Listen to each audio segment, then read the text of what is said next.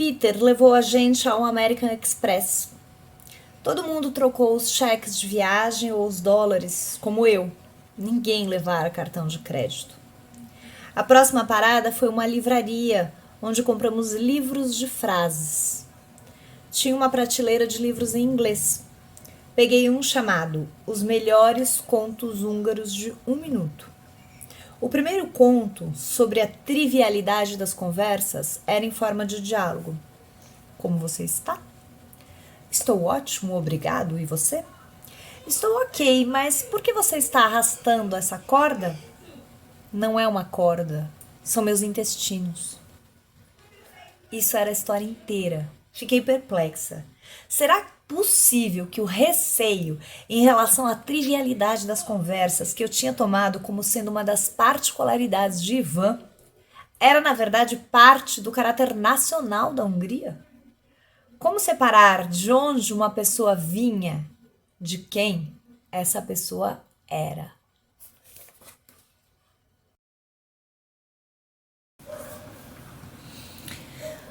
Olá!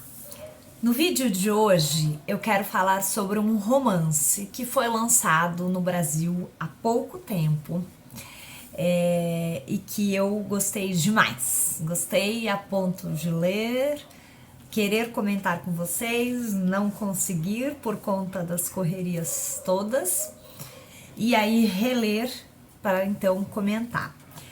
Ele foi publicado pela Companhia das Letras, se chama A Idiota, que é um título que onde eu andei às vezes em alguns lugares na rua carregando ele, mais de uma pessoa me perguntou: nossa, como é este livro que tem este nome tão curioso, né? E foi escrito por essa autora, Elif Batuman, que é uma americana descendente de turcos, nascida em Nova York em 1977. Ele foi publicado, então saiu o ano passado, e a tradução foi, deixe-me ver, Odorico Leal. Bom, por que eu estou aqui indicando esse romance para vocês?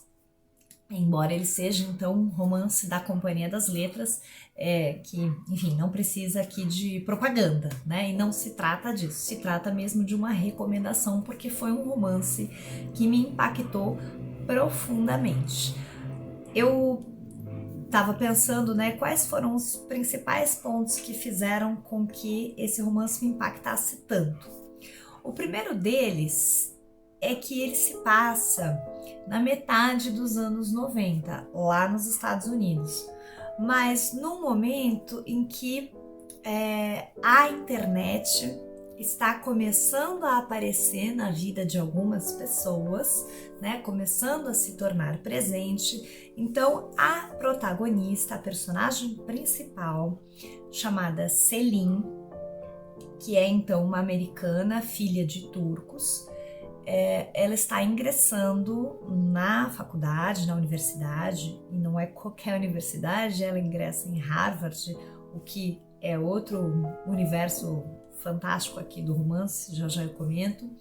Mas enfim, ela está ingressando e ela sabe, ela começa o romance falando que ela sabe que a hora que ela se matricular e começar, né, a cursar, ela vai receber ela vai ter acesso a um e-mail. Ela nem sabe direito o que é isso. Ela tem 18 anos, ela vai então receber um e-mail e vai poder começar a usar um e-mail, e a mãe e a tia dela estão dizendo que isso é uma coisa assim muito fantástica. Então o romance, esse é o primeiro aspecto que para mim é fundamental. Por quê? Porque ele capta esse momento, e essa questão do e-mail vai ter uma importância muito central para o enredo vivido pela Selin.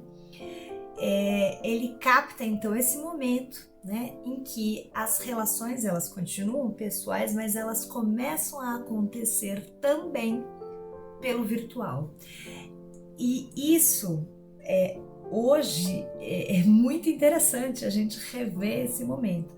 Eu acho que isso para leitores de várias gerações. Então, para mim a geração é muito É interessante porque a gente realmente tem as memórias, né, desse momento, para os mais jovens poderem inclusive conhecer como foi, né? Assim, essa questão de você começar a conversar com uma pessoa que ela não só não está presente, como ela não está pelo fio do telefone, que já era algo comum, né? Mas ela vem em forma de texto. Essa pessoa ela ganha materialidade na nossa comunicação em forma de texto escrito. Isso aqui é decisivo. E as gerações mais velhas também, evidentemente, que também acompanharam e já tinham passado por outras transformações, né?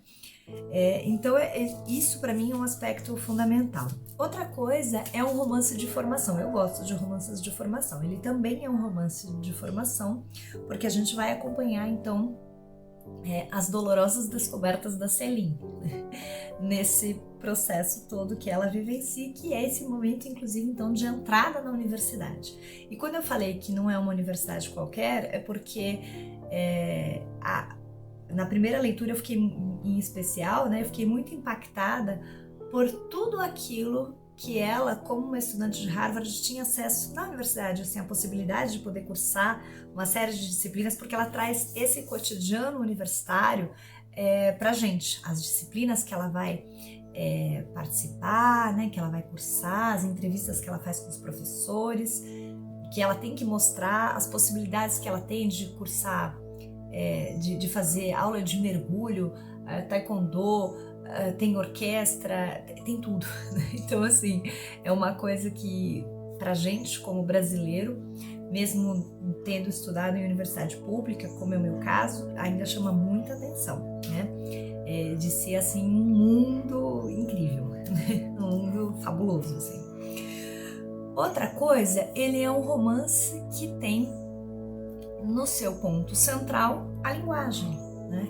Então ele acaba, porque uma das coisas com as quais a Céline vai ter que se defrontar e que ela fica muito impressionada, ela começa a achar que ela perdeu a possibilidade, que ela não sabe mais usar a linguagem, que ela não está mais entendendo como nomear, e ela é muito inteligente, ela é ingênua para umas coisas, mas ela é muito inteligente.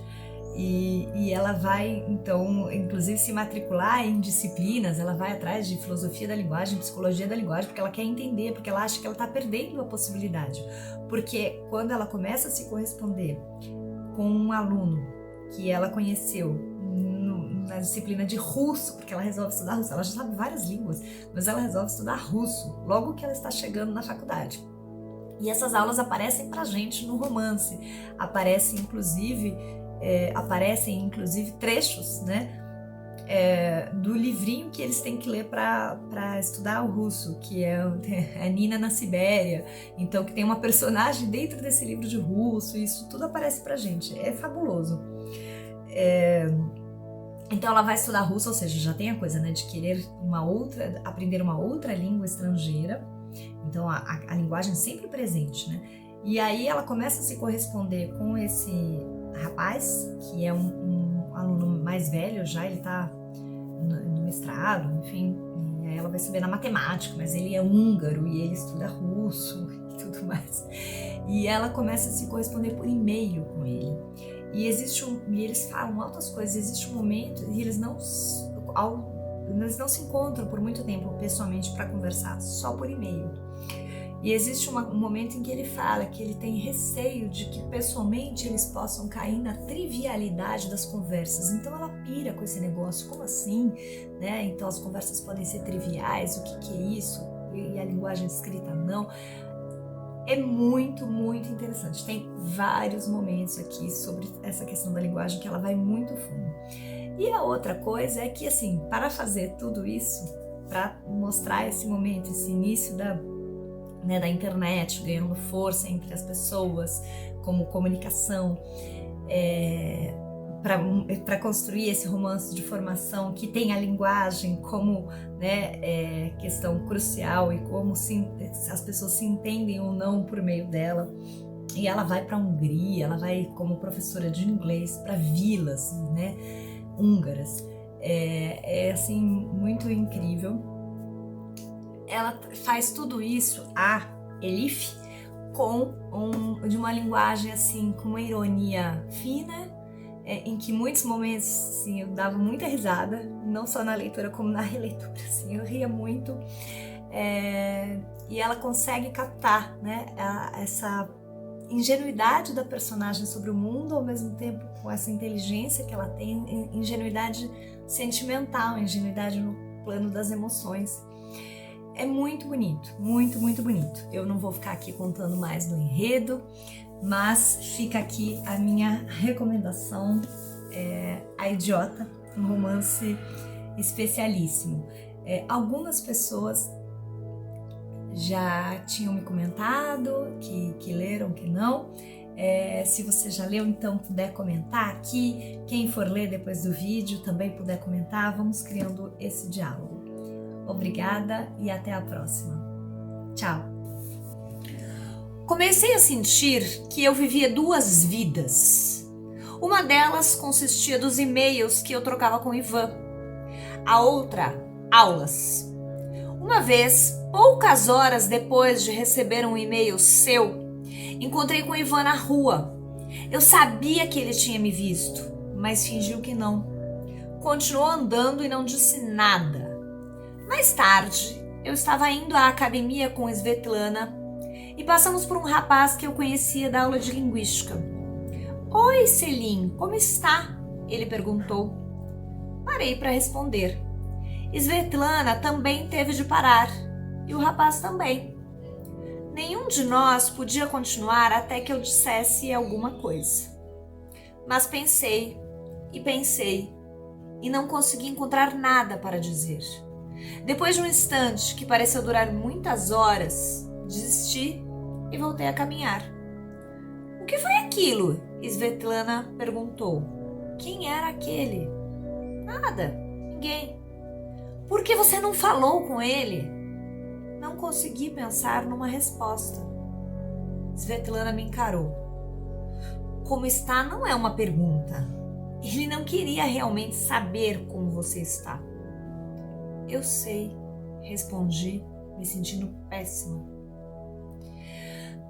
Eu sei que você despreza convenções, mas você não deve deixar isso chegar num ponto em que você seja incapaz de dizer "vou bem, obrigada", só porque não é uma enunciação original e brilhante.